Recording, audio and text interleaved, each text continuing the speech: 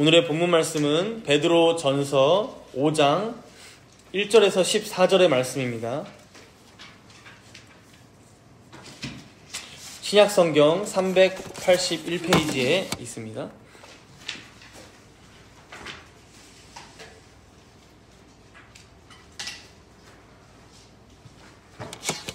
봉독을 제가 1절부터 11절까지만 하도록 하겠습니다.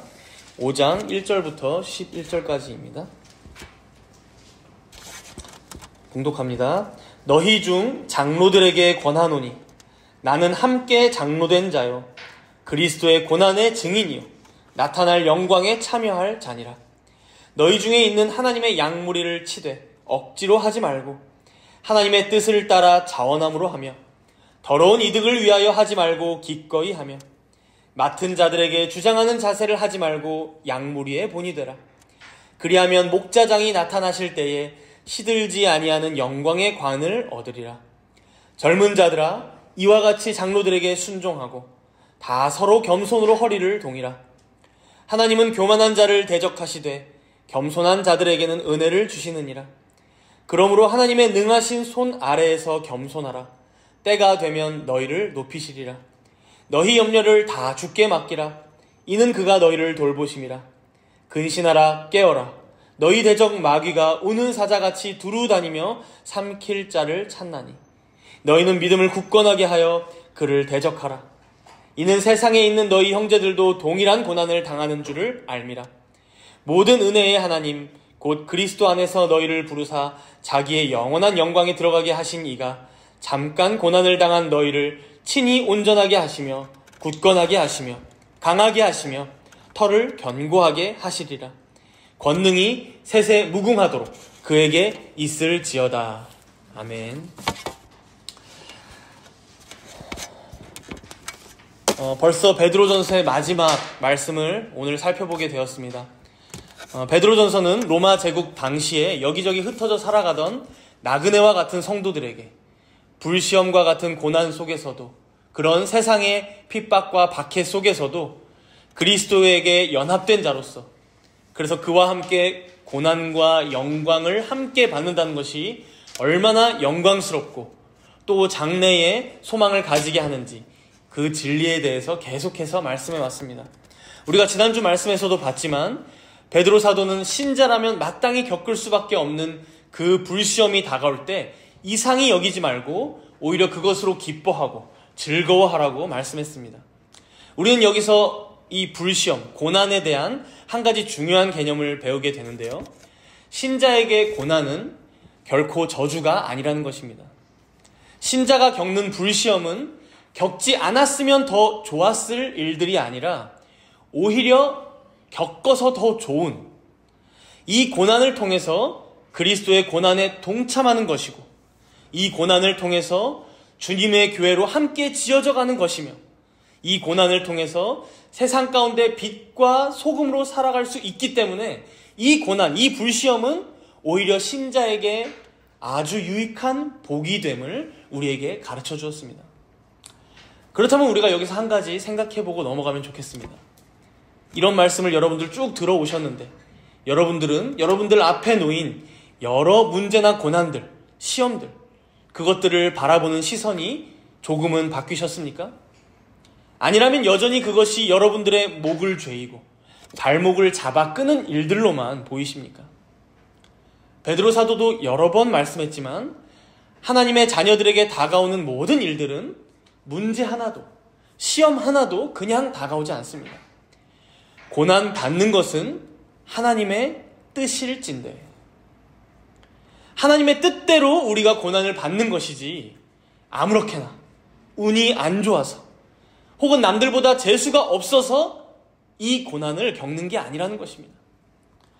물론 우리 자신의 어떤 죄, 어떤 연약함, 나의 부족함으로 찾아오게 되는 고난과 시련도 있습니다. 나의 부족함이죠. 나의 죄죠. 그러나 그러한 시련마저도 하나님께서는 우리의 그 모난 부분을 연단하시고 더 정결케 하시고자 허락하시는 것이지 그냥 부모 없는 아이들처럼 방황하다가 누구한테 한 대 맞고 오고 그런 수준이 아니라는 것입니다. 고난 때문에 내 인생이 지체되었고 불시험 때문에 내가 가는 길에 걸림돌이 되었다. 그런 수준이 아니라 역으로 이 고난의 길이 가장 선한 길이며 지름길이며 좁은 길이지만 가장 복되고 좋은 길임을 아는 것. 그렇기에 이제 우리는 고난이 찾아올 때 이렇게 반응할 수 있습니다. 주님 감사합니다. 주님께서 보내신 이 고난이 하나님의 크신 뜻 안에 있음을 내가 믿기에 내가 이 고난으로 즐거워하고 기뻐하겠습니다. 라고 고백할 수 있게 되는 것입니다. 바로 이것이 오늘 본문 앞에 있는 베드로전서 4장 19절의 말씀이죠. 그러므로 하나님의 뜻대로 고난을 받는 자들은 또한 선을 행하는 가운데에 그 영혼을 미쁘신 창조주께 의탁할지어다. 모든 것이 하나님의 뜻이기에 모든 만물의 존재와 생동이 그의 손 안에 있기에 설사 불시험의 고난 중에 있다 하더라도 이것이 가장 선하고 좋은 길임을 믿고 의지함으로 우리의 영혼을 미쁘신, 즉 신실하신 창조주 하나님께 의탁하는 것, 이것이 바로 우리의 삶이요 우리의 신앙이 되어야 한다는 것입니다. 물론 여러분 마냥 이런 삶이 쉽다고 말씀하시는 것은 아닐 것입니다. 오죽하면 불시험이라고 지금 베드로 사도가 얘기하겠습니까? 때로는 온몸이 타들어가는 고통, 불에 데인 듯한 큰 아픔이 있기에 불시험이라고 비유하는 것입니다. 여러분 기억하실 거예요. 이 말씀을 기록한 베드로에게 우리 주님이 부활하신 후에 찾아오셔서 뭐라고 말씀하셨습니까? 부활하신 후에 낚시라고 해야 되나? 그 어업하고 있는 베드로를 찾아와서 뭐라고 말씀하셨습니까? 물고기 잡고 있는 네가 나를 사랑하느냐? 라고 3번 물으시죠. 그 중에 첫 번째, 두 번째, 세 번째 물음인데 두 번째 때 베드로가 대답하기를 내가 주님을 사랑하는 줄을 주님께서 아시나이다 라고 대답하니까 예수님께서 다시 이르시기를 그렇다면 내 양을 치라 라고 말씀하십니다. 내 양을 치라. 여기서 이 치라라는 말은 목자로서 네가 목자로서 나의 양들을 돌보고 먹이고 보호해라 라는 목자의 임무가 다 들어있는 의미의 단어입니다. 치라. 즉 예수님께서는 불시험과 같은 성도들, 이 양들의 삶이 얼마나 어려울지 이미 우리와 똑같이 다 겪으시고 경험하셨기 때문에 예수님처럼 더 잘 아시는 분은 없으십니다. 그렇기 때문에 특별히 누구에게 지금 자신의 양들, 자신의 백성들을 부탁하고 계신 거예요? 베드로에게 말씀하고 계셨지만 자신의 직계 제자인 사도들 전부에게 부탁하고 있었던 겁니다. 그러나 여러분, 이 베드로를 포함한 사도들 또한 어떻습니까? 이 사도들도 언제 죽을지를 몰라요. 우리가 사도행전에 보면 요한도 굉장히 빨리 야고보도 굉장히 빨리 죽잖아요. 하나님께서 정하신 때가 되면 자신들도 이 땅에 없을 것이고 이렇게 편지조차 못 쓰게 될 것이라는 것을 압니다. 그러니 그 전에 어떻게 해야 합니까? 자신을 이어서 예수님께서 나에게 부탁하신 것처럼 이 성도들을 계속해서 돌보고 보호하고 섬기고 세워갈 장로들이 꼭 필요했던 거예요. 그래서 오늘 본문 1절을 보십시오. 이렇게 장로들에게 부탁하고 있는 거예요. 우리 함께 1절을 읽도록 하겠습니다. 본문 1절입니다. 너희 중 장로들에게 권하노니 나는 함께 장로된 자요 그리스도의 고난의 증인이요 나타날 영광에 참여할 자니라. 우리가 지금까지 베드로전서 말씀을 봐왔지만 베드로 사도는 특히나 이 교회의 중요성을 중간중간에 계속해서 강조해 왔어요. 그래서 2장에도 보면 고난을 통해서 너희들 결국 함께 교회로 세워져 갈 거야. 하나님의 집으로 세워져 갈 거야 라고 말씀했고요. 3장과 4장에도 보면 만물이 가까이 왔으니 뜨겁게 서로 사랑하며 교회 안에서 선한 청지기 같이 서로 봉사하라고 말씀하셨죠. 그렇죠? 그리고 이제 오늘 말씀을 마치면서도 4장에서는 불시험, 4장 마지막에서는 불시험과 고난이 올 때 이상히 여기지 말라고 얘기했다면 그렇다면 그 불시험이 찾아올 때 어떻게 극복할 수 있느냐?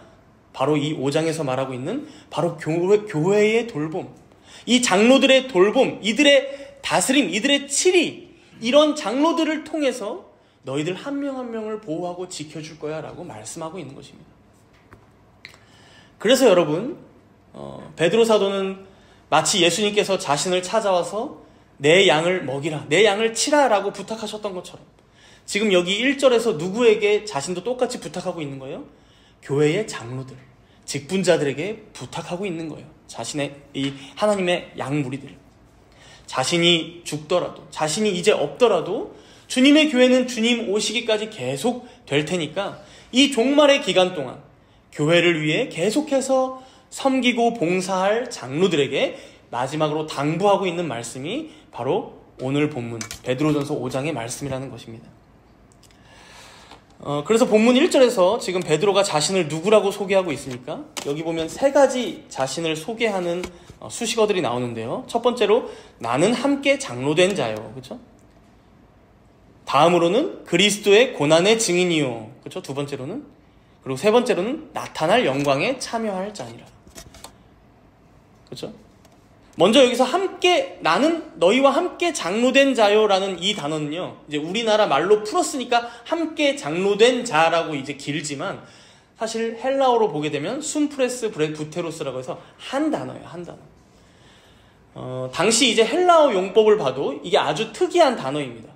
성경뿐만이 아니라 다른 고대 문헌들에서도 이 단어는 거의 나오질 않습니다. 등장하질 않아요. 여기에서만 유일하게 쓰이는 용법이라는 거죠. 그래서 베드로 사도가 아마 특별히 만들어낸 단어가 아닐까 싶어요. 함께 장로된 자라는 단어. 여러분, 이제 내가 죽고 없으면 너희들이 이어서 교회를 이끌어 가겠지만 뭐예요? 나 또한 너희와 똑같은 교회의 장로였다. 물론 특별한 사도지만 너희와 똑같은 장로. 그러니 나와 똑같은 장로들아, 너희들도 나처럼 더 책임감을 가지고 교회와 성도들을 잘 섬겨나가라 라고 교회 장로들에게 부탁하고 있는 것이죠.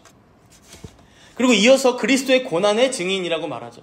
이 표현도 지금 불시험을 당하고 있는 장로들과 성도들을 위로하는 말씀이죠. 나 또한 그리스도를 따른다는 그 이유 하나만으로 전 삶을 불시험과 고난 가운데 살아온 그리스도의 고난의 증인이다. 그러니 너희들도 끝까지 이 길을 가라. 그러면 뭐예요? 세 번째죠. 나타날 영광에 우리 모두 함께 참여하게 될 거야. 우리 모두가 함께 그리스도의 영광에도 참여하게 될 거야. 이렇게 두 번째, 세 번째 소개를 하면서도 지금 교회의 장로들을 위로하며 격려하고 있음을 알 수 있습니다. 여기서 우리가 생각해 보자면 여러분, 요즘 시대의 장로님이라고 하면 어떻습니까? 그래도 요즘은 좀 덜 하긴 하지만 보통 이제 교회 내의 벼슬, 그죠? 이제 교회 내에서 벼슬 받는다고 생각하죠. 높아지는 것처럼 생각하면 높은 직위로 올라간다. 거기다 이제 교회뿐만 아니라 사회에서도 어디 교회 장로입니다. 이러면 뭔가 더 인정받고 명예를 얻는 자리라고만 이제 생각한다는 것이죠. 물론 여러분, 장로라는 직분은 아주 영예로운 직분입니다. 지금 베드로 사도가 얘기하는 것처럼 그와 함께 장로된 자들이 되는 거예요. 영예롭죠, 정말. 영광스러운 직분이고 그 본인에게도 그리고 가족들에게도 아주 축하할 일입니다. 그러나 잊지 말아야 할 게 있다는 것입니다. 이 장로의 길이 어떤 길일까요? 그리스도의 고난에 가장 적극적으로 동참하는 길입니다. 그리스도의 고난에 가장 앞장서는 길입니다.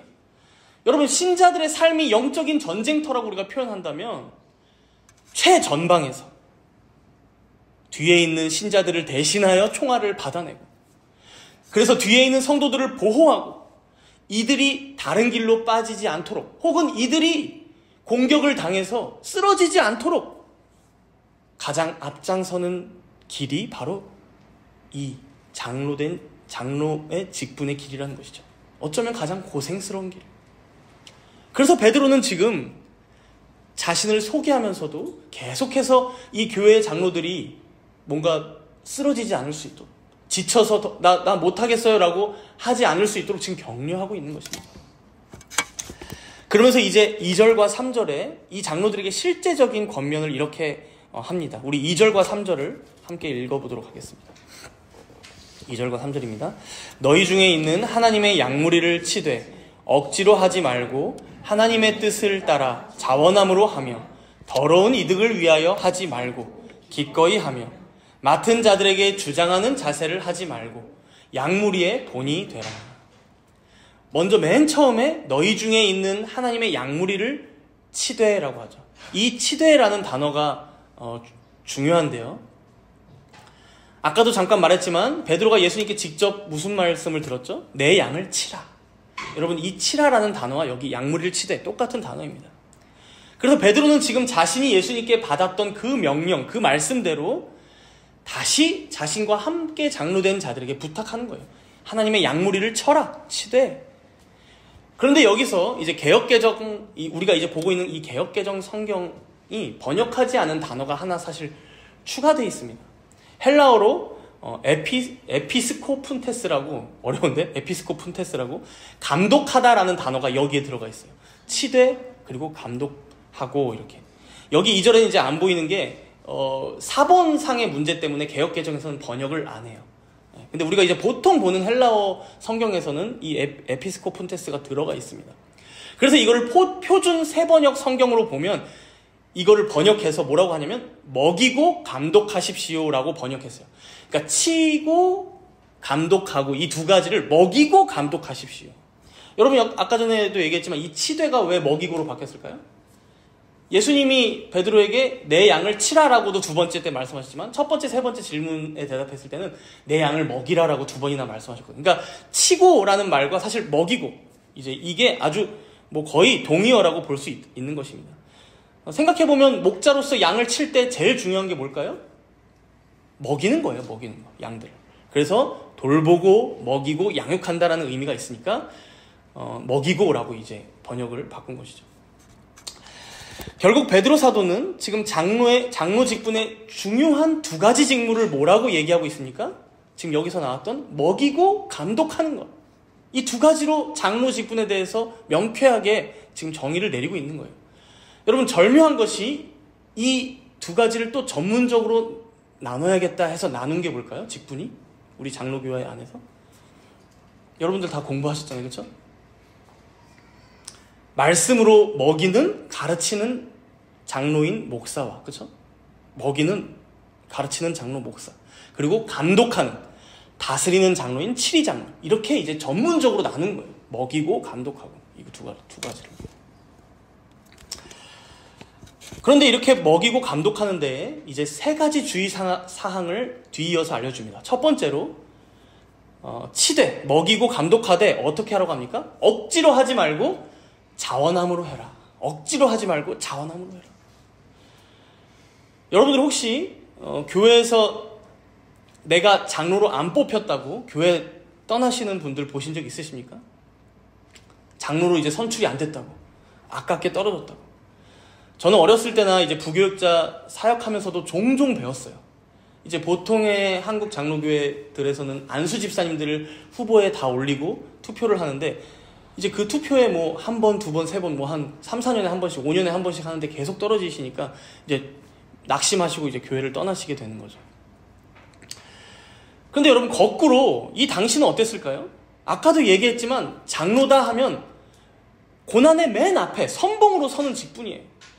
붙잡혀가도 장로가 제일 먼저 붙잡혀가요. 박해받아도 가장 앞에서 받아요. 그러니 여러분, 교회에서 투표로 선출이 딱 누가 됐어. 근데 너무 하기 싫은 거야. 실제로 여러분, 당시에 이런 분들이 계셨던 거예요. 그래서 뭐라고 지금 베드로 사도가 얘기해요? 억지로 하지 말고 하나님의 뜻을 따라 자원함으로 해라. 하나님의 뜻으로 뽑혔으니 기쁘고 즐겁게 감사함으로 그 고난에 참여해라, 감당해라 라고 말씀하는 거예요. 제가 이 장로에게 주는 베드로의 첫 권면을 듣고 사실 많이 찔렸어요. 외면하고 싶더라고요, 이 말씀을. 제가 사실 누구보다도 이 목사를 그렇게 안 하고 싶어하는 사람 중에 하나입니다. 누구보다도. 세상에 둘러보면 목사님들도 너무 많고 교회도 많고, 근데 왜 내가 꼭 이 목사의 직분을 감당해야 하나? 다른 분들이 더 잘하시는 것 같은데, 하시면 더 잘할 것 같은데, 이런 생각이 종종 든다는 것이죠. 물론 이 길이 저에게도 즐겁고 기쁘고 행복합니다. 그러나 때로는 저도 사람인지라 마치 코 꿰어가는 소처럼 끌려가는 느낌도 가끔은 듭니다. 목사 직분에 비추어 봤을 때 제가 한없이 부족하고 모자라다 이런 생각이 들 때면, 이런 자괴감이 들 때면 겨우겨우 버티는 것만 같은, 겨우겨우 감당해 나가는 것만 같은 그런 생각이 들 때가 많다는 것이죠. 그런데 여기서 뭐라고 말씀하십니까? 일단 너에게 하나님의 양 무리를 맡겼으면 그들을 먹이고 감독하고 돌보며 보호하는 것? 그 일을 좀 억지로 하지 말고 자원함으로 해라.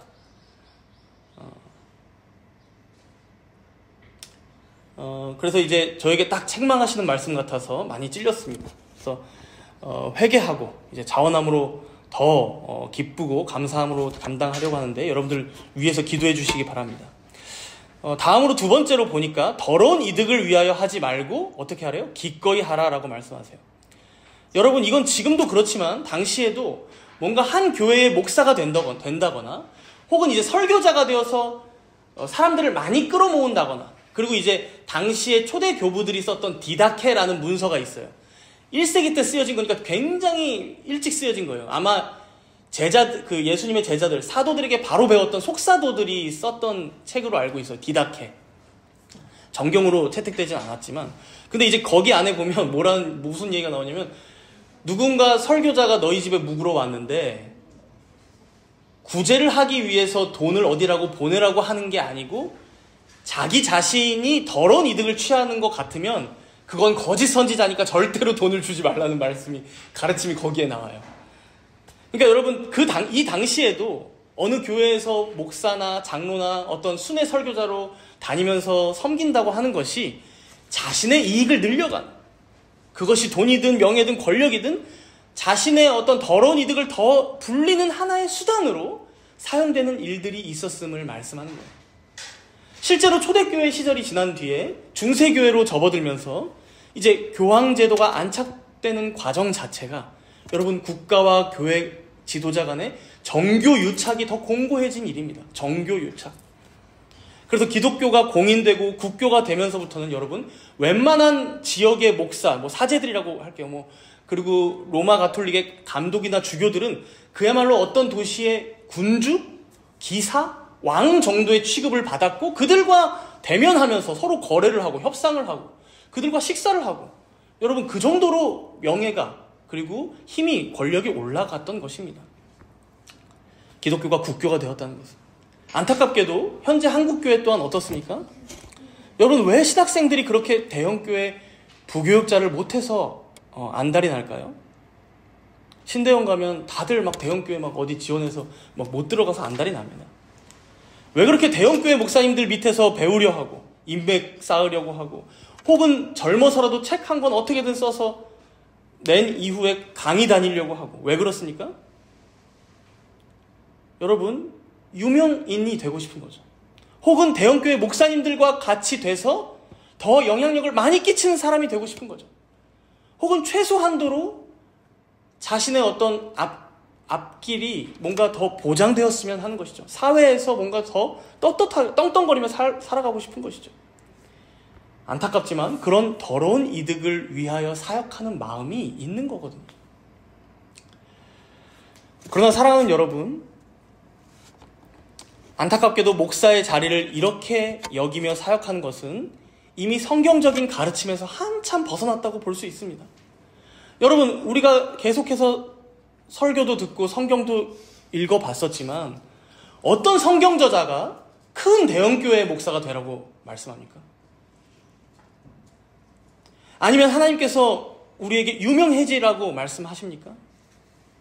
여러분 오히려 구약이든 신약이든 공통적으로 보면요, 거짓 선지자들이 인기가 많고 잘 나갑니다. 물론 여러분 잘 나간다고 거짓 선지자, 다 거짓 선지자라고 얘기하는 것은 절대 아니지만 그렇게 되기 위해서 그렇게 더러운 이득을 탐하는 마음으로 이 직분을 자신이 맡고 있진 않은지, 사역을 더 하려고 하는 것은 아닌지 항상 주의해야 한다는 것이죠. 장로도 마찬가지입니다. 7위 장로들도. 저도 지금까지 이런저런 장로님들 많이 배웠었는데요. 어떤 장로님들은 자신의 영향력이 교회 안에 계속해서 커져가는 것을 아주 뿌듯해 하시죠. 자신의 말대로 교회가 굴러가고 사람들이 자신의 말 한마디로 이렇게 저렇게 움직이고 이걸로 성취감을 누리는 것이죠. 혹은 사업을 하시면서 교회나 노회 안에서 장로니까 이걸 활용해서 사업 확장을 해 나간다든가, 건축업이면 교회 건축으로 장사면 장사로. 물론 본인이 전문가라서 도울 수는 있습니다. 그러나 그것이 어떤 나의 이익을 위해서 이 직분을 사용하고 있지는 않은지 여러분 장로들도 특별히 더욱 주의하면서 돌아봐야 한다는 것이죠. 이제 세 번째로 여러분 3절입니다.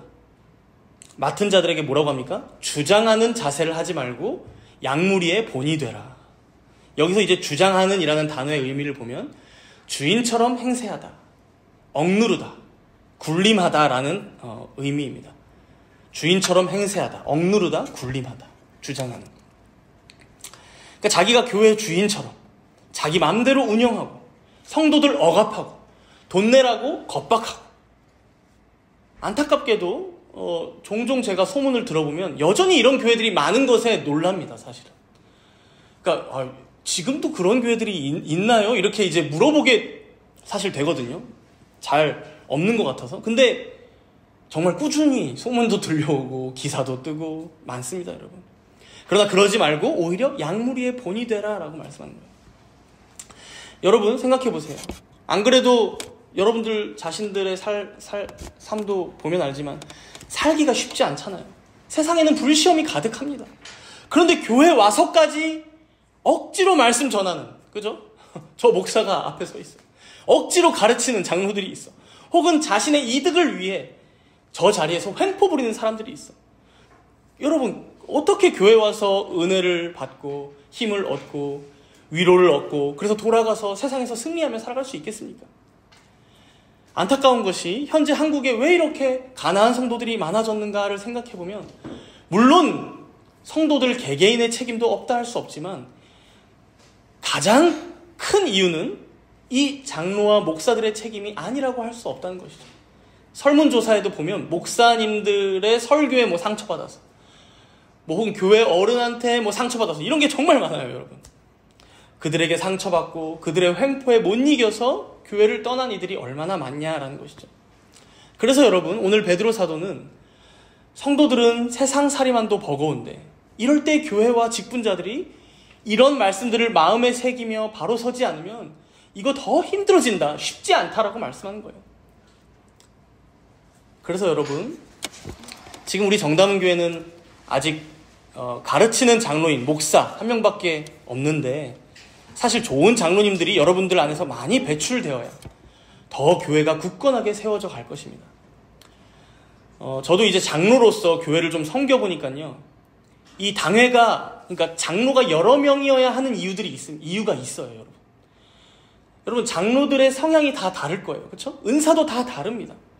그래서 어떤 사람은 어떤 부분이 부족할 수 있는데 그걸 채워줄 다른 장로들이 필요한 거예요, 여러분. 상호 보완적으로 서로가 이 당회가 움직여야 교회가 다방면으로, 여러 면으로 더 든든하게 서갈 수 있다는 것입니다. 그래서 여러분, 오늘 말씀을 통해서 여러분들이 꼭 실천해 주셨으면 하는 바가 있습니다. 먼저 우리 정담은교회 장로를 위해서 기도해 주십시오. 저를 위해서도. 여러분 억지로 이 자리에 서지 않도록. 여러분 그 피해는 여러분들이 다 있거든요. 억지로 이 자리에 서지 않도록. 기쁜 마음으로 양들을 먹이고 돌보며 섬길 수 있도록. 또 더러운 이득을 탐하지 않도록.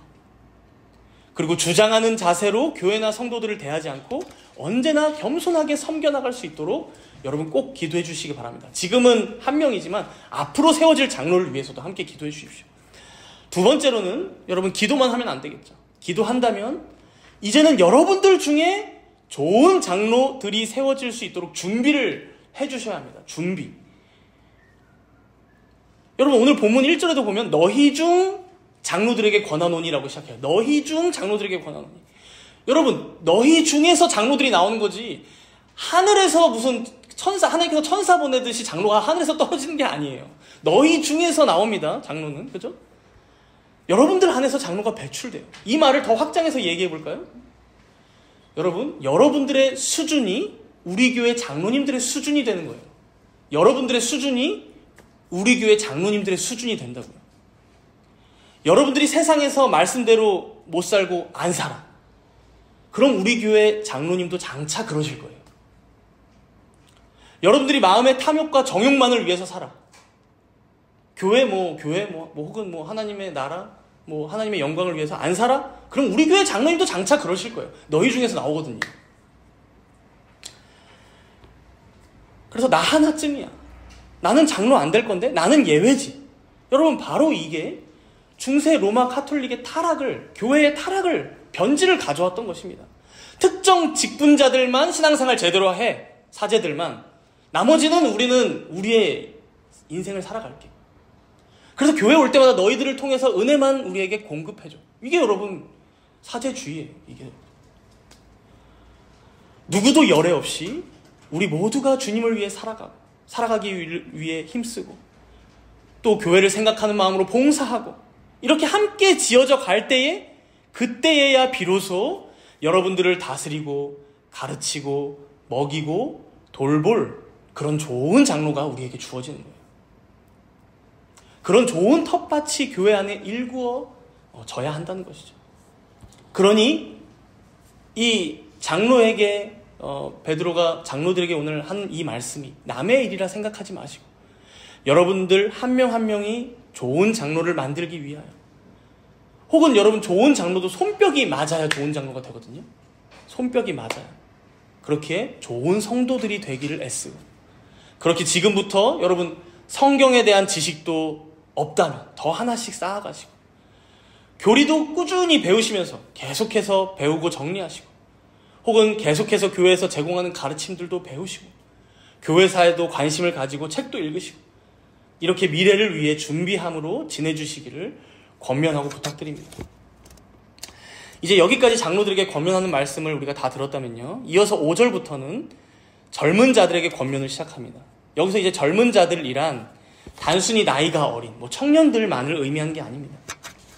앞에서 장로들에게 권면했다면 직분자인 장로들, 여러분 장로도 나이 든 사람이라는 의미가 있어요. 그러나 나이 든 사람을 얘기하는 게 아니잖아요. 교회의 장로들을 얘기했다면 이제는 그에 대응해서 이 장로들에게 가르침과 다스림을 받는 사람들을 의미합니다. 젊은 자들, 장로들에게 가르침과 다스림을 받는 사람들. 그래서 그들에게 권면하기 시작하는 거예요. 그러니까 다른 모든 성도들을 얘기하겠죠. 우리 함께 본문 5절을 읽도록 하겠습니다. 본문 5절입니다. 젊은 자들아, 이와 같이 장로들에게 순종하고 다 서로 겸손으로 허리를 동이라. 하나님은 교만한 자를 대적하시되 겸손한 자들에게는 은혜를 주시느니라. 여러분, 앞에 4절을 잠깐 보시면 우리의 목자장은 당연히 예수님이십니다. 목자장이라고 하죠. 그러니까 우리들은 목자일지 모르나 목자장이 계신 거죠. 그렇죠? 직분자들이 목자일지 모르지만. 그러나 우리 영혼의 목자요 감독 되신 예수님께서 자신의 양 무리들을 사도들, 또 교회 직분자들인 이 장로들에게 맡겼기 때문에 우리는 장로의 다스림 아래에서 순종해야 함을 말씀하는 것이죠. 그렇죠? 젊은 자들아, 이와 같이 장로들에게 순종하라. 목자장이신 예수님께 순종하는 마음으로 이들에게 순종하라. 그리고 그렇게 앞에서 말씀하신 것처럼 먼저는 장로들이 교회를 바르게 다스리는 것이 너무나 중요할 테고, 확장해서 좋은 장로들이 있는데 생각해 보세요, 여러분. 성도들이 그 말씀에 순종을 안 해. 여러분, 그럼 아무 소용이 없는 것이죠. 아무 소용없는 다스림이죠. 무슨 중세 로마 카톨릭 시대에는 여러분 말을 안 들으면 잡아다가 매달았어요. 고문을 했어요. 육체적인, 물리적인 고문을 했어요. 우리 안 그러잖아요. 그렇죠? 그러면 안 되는 것이고, 당연히. 그런데 여러분, 당연히 그러니까 본인들이 순종을 해야 하는 것이죠. 다스림 받는 성도들은 그 장로들에게 순종해라 말씀한 것입니다. 이것이 우리 주님께서 뜻하신 교회의 질서요, 체계이고 시스템인 거죠. 현대사회는 그 무엇보다 자유를 중요시 여깁니다. 그래서 엄마 아빠한테도 간섭받는 거 싫어해요. 속박받는 거 너무 싫어해요. 아내들에게 남편에게 순종하라라는 이 말씀도 그래서 어려운 거예요. 그런데 사실 더 어려운 말이 제 생각에 요즘 시대에는 교회 안에서 장로들에게 순종해라라는 말이에요. 정말 어렵습니다, 여러분. 그러나 여러분, 우리가 진정 교회를 향한 하나님의 뜻과 의도를 성경을 통해 배웠고 또 장로교회의 역사를 통해서도 살펴봤다면 신자의 진정한 행복은 교회 안에 있음을 여러분 기억해야 합니다. 교회 안에 있음을. 은혜의 방편인 말씀과 성례는 교회 밖에서 행해질 수 있는 게 아닙니다. 교회 밖은 여러분 한계가 분명하죠. 진리의 말씀이 선포되는 이 교회 안에 있어야 우리는 그 말씀을 듣고 믿음으로 구원받는 것입니다. 보이는 말씀인 이 성례를 보고 경험할 때에 우리의 믿음은 인쳐지고 자라나며 든든히 세워져 간다는 것입니다. 여러분, 우리가 니모 보셨죠? 니모가 자유를 원한다고 해서 여러분 물 밖으로 갈 수는 없는 거예요. 그렇죠? 물을 떠나서는 물고기가 숨을 쉴 수 없듯이, 혹은 어떤 사람이 극한의 자유를 원한다고 해서 나는 아무런 간섭도 없는, 나는 그냥 이 세상에서 혼자 살고 싶어 해서 무인도에 가면 여러분 괴롭기만 해요. 그죠? 그것이 행복을 보장해주지 않습니다. 마찬가지로 성도는 그리스도 안에서 한 가족된 교회의 공동체를 벗어난다고 해서, 이 공동체가 사라진다고 해서, 순종할 사람이 다 사라진다고 해서 여러분 자유로워지는 게 아니라는 거예요. 오히려 이 교회의 질서 안에서 장로들에게 순종하며 지내는 것이, 이렇게 다스림받고 보호받는 것이 여러분 신자만이 가지는 복이요 특권이며, 이것이 바로 참된 자유요 행복임을 기억해야 한다는 것입니다. 이어서 5절 중반에 보면 다 겸손으로 허리를 동이라 라고 말씀하죠. 다 겸손으로 허리를 동이라. 방금 우리가 장로들에게 순종하라 라는 말씀을 들었는데, 사실 장로들에게 상처를 받아보신 분들은 바로 반문할 수 있어요. 그럼 장로들은요? 그죠? 우리가 장로들한테 순종하다가 받은 상처가 얼만데요? 여러분, 그래서 베드로가 바로 이어서 뭐라고 얘기해요? 다 서로 겸손으로 허리를 동이라 라고 말씀하죠. 여기서 여러분 이 허리를 동인다라는 표현은요, 여러분 베드로가 예수님을 통해서 봤던 사실 이미지예요. 뭐예요? 여러분 예수님께서 제자들의 발을 씻기실 때 어떻게 해요? 수건을 허리에 딱 좀 매시고 허리를 동이시고 제자들의 발을 딱 씻겨줍니다. 겸손의 본을 보이셨죠. 여러분 그 허리를 동인다라는 이미지가 여기에 들어가 있는 거예요. 그래서 그 겸손, 그것을 본받아서 장로들 또한, 너희들 또한 성도들 앞에서 겸손하게 대하고, 또 성도들 또한 장로들 앞에서 그렇게 피차 복종해라, 서로 간에 겸손하게 대하라 라고 말씀하는 거예요. 그리고 이어지는 6절의 말씀은 이런 겸손함의 본질이 무엇인지를 우리에게 이렇게 알려줍니다. 우리 본문 6절을 함께 읽도록 하겠습니다. 6절. 그러므로 하나님의 능하신 손 아래에서 겸손하라. 때가 되면 너희를 높이시리라. 여러분 여기서 정확하게 수식하고 있어요. 겸손이라는 것을 하나님의 능하신 손 아래에 있음을 아는 것입니다. 하나님의 능하신 손 아래에 있음을 아는 것. 하나님의 능하신 손 아래에 있음을 아는 장로들은 여러분 어떨까요? 여기 교회 성도들이 이렇게 모여 있어요. 여러분 지금 뭐 우리 교회 성도들 10명, 15명 사이예요. 근데 만약에 생각을 해볼게요. 5,000명이 앞에 앉아 있어. 자기 거라고 생각하기가 좀 쉬워지죠, 사실. 자기가 다 만약에 막 열심히 고생해서 이뤘다라면 더 자신이 이룬 것도 아님에도 불구하고. 그러나 여러분 여기서도 계속 베드로 사도가 표현하듯이 하나님의 양무리입니다. 하나님의 양무리. 즉 교회의 양무리가 자신의 것이 아님을 알게 된다는 것이죠. 하나님의 손 아래에 있는 자들은 잠깐 맡은 자로서 이들을 섬길 뿐이지 자기 마음대로 할 수 없다는 것을 안다는 것이죠. 성도들 또한 그렇습니다. 하나님의 능하신 손 아래에서 살아감을 아는 이 겸손이 있어야 여러분들 이 앞에 서 있는 목사의 말을 귀담아 들을 거 아니에요. 여러분 그게 아니라면 솔직히 목사인 제가 여러분들보다 얼마나 더 똑똑하고 잘났겠습니까? 여러분들이 훨씬 낫습니다, 여러분. 그런데도 이 부족한 목사의 말을 귀담아 들으려고 하는 것, 때로는 나보다 더 연약한 듯 보이는 저 장로의 다스림을 받는 것, 여러분 이게 어떻게 가능합니까? 능하신 하나님께서 그 손으로 저들을 통해 일하신다는 것을 믿기 때문입니다. 저들을 통해서 오늘 나에게 말씀하시는구나. 저들을 통해서 나를 다스리시는구나. 이 겸손함이 있기에 여러분 순종할 수 있다는 것이죠. 그러니 사랑하는 여러분, 먼저는 우리가 교회 안에서 이러한 하나님 앞에서 살아간다는 이 인식, 이 겸손함이 있어야 서로 간에 순종하고 세워주며 순복함으로 이 질서 안에 지낼 수가 있다는 것입니다. 그런데 베드로 사도는 다음으로 이 겸손함이 우리의 일상에도 항상 있어야 함을 우리 7절과 8절을 통해서 말씀합니다. 우리 7절과 8절 함께 읽겠습니다. 베드로전서 5장 7절과 8절이에요. 너희 염려를 다 주께 맡기라. 이는 그가 너희를 돌보심이라. 근신하라 깨어라. 너희 대적 마귀가 우는 사자같이 두루 다니며 삼킬 자를 찾나니. 여러분 뭔가 뜬금없어요. 갑자기 교회 장로들, 젊은 자들에 대한 얘기를 중단하고 염려에 대한 말씀을 하고 계세요. 염려, 근심, 걱정. 좀 뜬금없는 흐름 같아요. 그런데 8절을 한번 보세요. 뭐라고 얘기합니까? 근신하라 깨어라. 너희 대적 마귀가 우는 사자같이 두루다니며 삼킬 자를 찾나니. 먼저 여러분 사자의 특성을 한번 생각해 볼까요? 사자들 어떻게 사냥하나요? 여러분 어렸을 때 동물의 왕국 다 보셨을 거예요. 마지막 최종 보스인 숫사자는 저기 풀숲에서 몸을 낮추고 있습니다. 그리고 나머지 암사자들이 자신들의 냄새를 흘려요. 그리고 몸을 살짝 보여가지고 먹잇감을 몰아가요. 슬슬슬 어디로? 숫사자 쪽. 그리고 그 앞으로 딱 갔을 때 숫사자가 한 방에 뒤에서 나타나서 목덜미를 물어서 잡아먹어버리죠. 여러분 마치 이렇게 사자들이 두루 떼를 지어 다니면서 전략적으로 먹잇감을 사냥하듯이 삼킬 자를 찾는데 어떻게 삼킨다는 거예요? 세상에서의 근심, 걱정, 염려로 여러분들을 삼키려고 한다는 거예요. 그것도 아주 교묘하게 전략적으로 살살 마치 암사자들이 하듯이 문제거리를 딱딱 앞에 던져주면서 염려할 수밖에 없는 그 거리들을 여러분들 가장 취약한 거를 툭 무심하게 던져주면서 그것으로 결국엔 여러분들을 삼키려고 한다는 거예요. 여러분 한번 생각해 보세요. 우리의 신앙이 흔들리거나 우리의 믿음이 약해지는 때가 언제입니까? 혹은 교회 와서 예배를 이렇게 드리는 중에도 저 목사가 하는 말이 그냥 울리는 꽹과리 소리 같아. 한 귀로 왔다가 한 귀로 흘러. 예배를 드린 건지 만 건지 모르고 집에 돌아갈 때가 있어. 언제 그렇습니까, 여러분? 세상에서의 염려, 근심, 걱정이 많을 때예요. 대출 이자는 어떻게 할까? 다음 달, 다다음 달 카드값은 어떻게 낼까?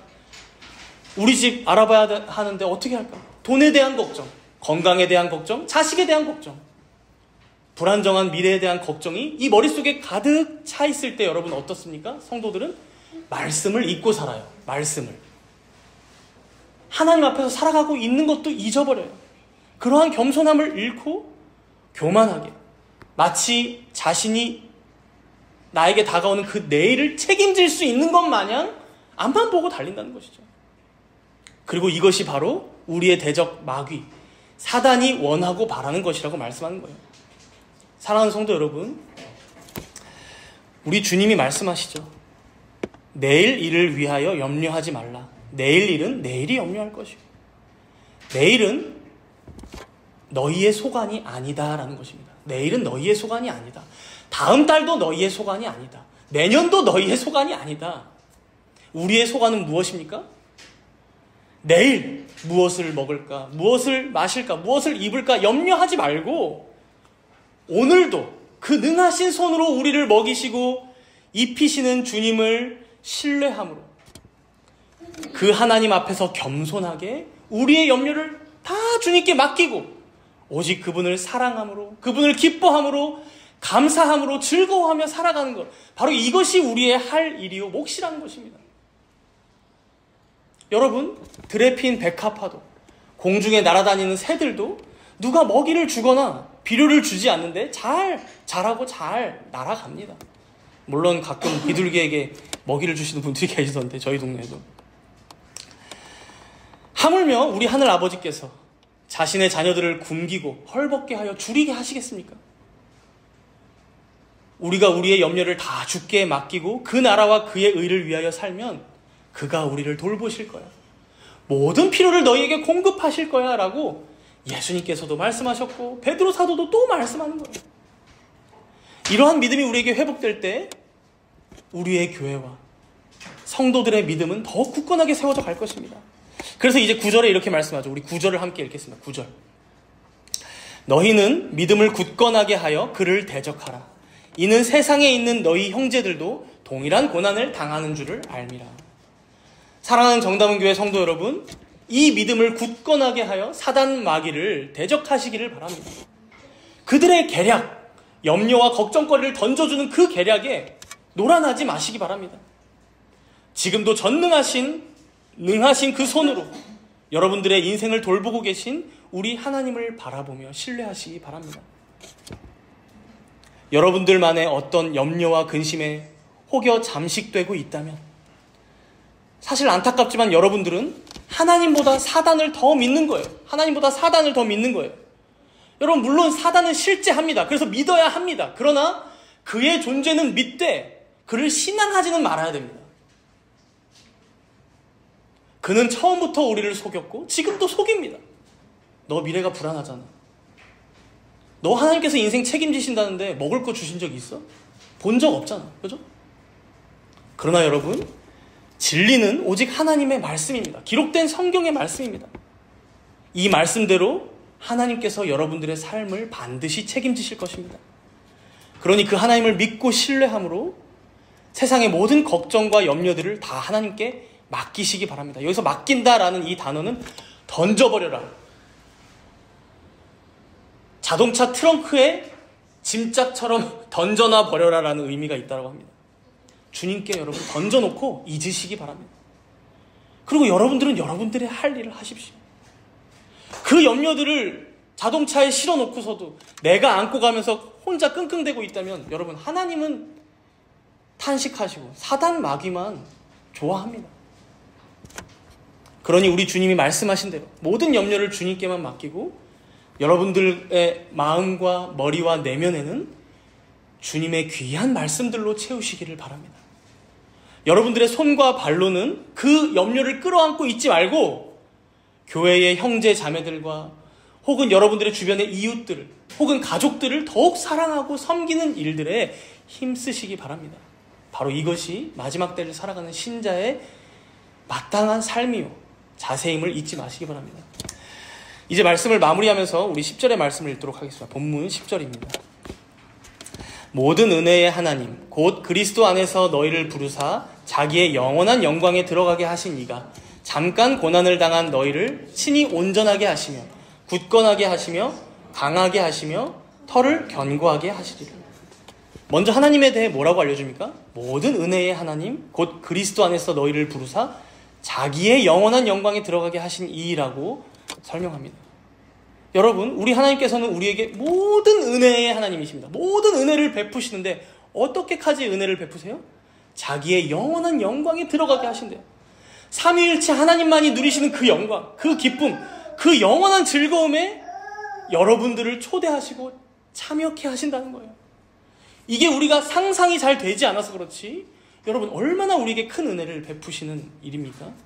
영원한 그 영광에 참여하는 과정 중에 때로는 고난도 있고 때로는 좁은 길을 걸을 수도 있지만 사실 여러분, 장차 우리에게 주어질 그 영광을 바라본다면 이 과정이 뭐가 대수겠습니까?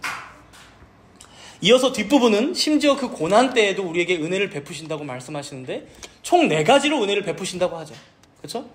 잠깐 고난을 당한 너희들, 그러니까 우리가 당하는 고난은 잠깐일 거야. 너희들 인생 살아봤자 100년이잖아 이런 의미죠. 잠깐 고난을 당한 너희를 어떻게 해요? 친히 온전하게 하시며, 첫 번째. 두 번째로 굳건하게 하시며, 세 번째로 강하게 하시며, 네 번째로 털을 견고하게 하시리라.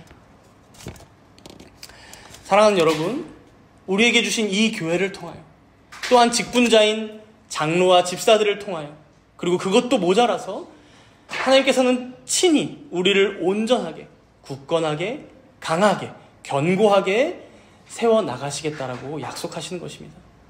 삼위일체 하나님의 그 영광에 참여할 때까지 쉬지 않으시리라 약속하시는 것이죠. 사랑하는 여러분, 이 주님을 온전히 믿고 신뢰함으로 그에게 모든 근심, 걱정, 염려의 짐들은 다 맡겨드리고 여러분들은 여러분들의 몫과 사명을 다하시기 바랍니다. 진리의 말씀에 마음을 쏟으시고 거룩한 교회를 세워가기를 위해 힘쓰며 이웃을 사랑하며 살아가시는 데 전력을 다하시는 모든 정다문교회 성도님들 되시기를 축복합니다. 우리 마지막으로 11절 말씀 한 목소리로 읽고 마치겠습니다. 11절 말씀입니다. 권능이 세세 무궁하도록 그에게 있을지어다. 아멘. 함께 기도하겠습니다. 우리가 오늘 들은 말씀을 기억하면서 우리에게 당한 각자의 불시험 가운데 절대 이 시험과 고난은 그저 우리의 개인의 힘으로는 극복하며 살아갈 수 있는 것이 아님을 알았습니다. 우리가 연약하고 부족하기에 이 교회를 허락하여 주셨고 특별히 직분자들, 오늘 말씀처럼 장로를 허락하셨음을 보았습니다. 무엇보다 우리 정다문교회의 장로가 말씀대로 바로 서도록 함께 기도해 주시고, 또한 앞으로도 좋은 장로님들이 세워질 수 있도록 우리 성도들 모두가 지금부터 준비하는 교회가 되게 해달라고 기도하도록 하겠습니다. 또한 매주일 교회는 나오지만 내 안에는 여전히 근심과 걱정과 염려로 가득 차서 정작 먹어야 할 주님의 말씀은 풍성히 먹지 못하며 살아가고 있진 않은지 회개함으로 이제는 우리에게 있는 모든 짐을 주님께 맡겨드리고, 우리의 마음과 내면과 생각에는 오직 주님의 귀한 진리들을 담고 사랑을 품으며 그것을 실천하며 살아가는 우리들이 되게 해달라고 우리 함께 잠시 동안 간절히 간구하며 기도하도록 하겠습니다.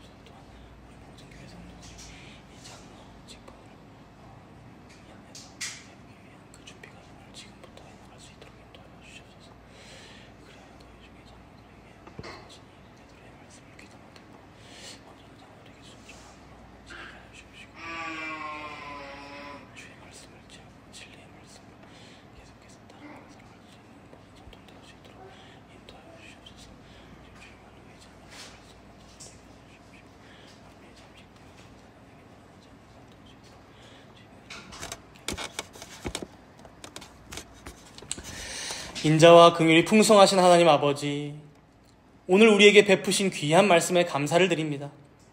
우리를 향한 하나님의 크신 사랑과 은혜를 깨닫게 하시고 삶의 고난 속에서도 흔들리지 않고 주님을 의지하며 나아갈 수 있도록 위로와 힘을 더하여 주시니 감사합니다. 특별히 오늘 말씀을 통해 장로들의 사명과 젊은 자들의 순종에 대해 다시 한번 생각하게 하셨습니다. 장로들이 억지로 하지 않고 자원하는 마음으로 하나님의 양무리를 먹이고 감독하며 더러운 이득을 탐하지 않고 양무리의 본이 되도록 인도하여 주시옵소서. 또한 젊은 자들도 장로들에게 순종하며 다 서로 겸손으로 허리를 동이고 하나님의 능하신 손 아래서 겸손히 살아가도록 도와주시옵소서. 세상의 근심과 염려에 압도되어 주님을 잊고 살아가는 우리들을 용서하여 주시옵소서. 주님께서 우리의 모든 염려를 다 받아주실 뿐만 아니라 우리를 돌보시며 모든 필요를 채워주실 것을 믿습니다. 우리의 믿음을 굳건하게 하여 주시사 사단 마귀를 대적하며 주님께서 예비하신 영원한 영광에 들어갈 때까지 오직 주님만을 사랑하고 섬김으로 살아가는 우리들 모두가 되게 하여 주시옵소서. 이 모든 말씀 감사드리오며 우리 주 예수 그리스도의 이름으로 기도드리옵나이다. 아멘.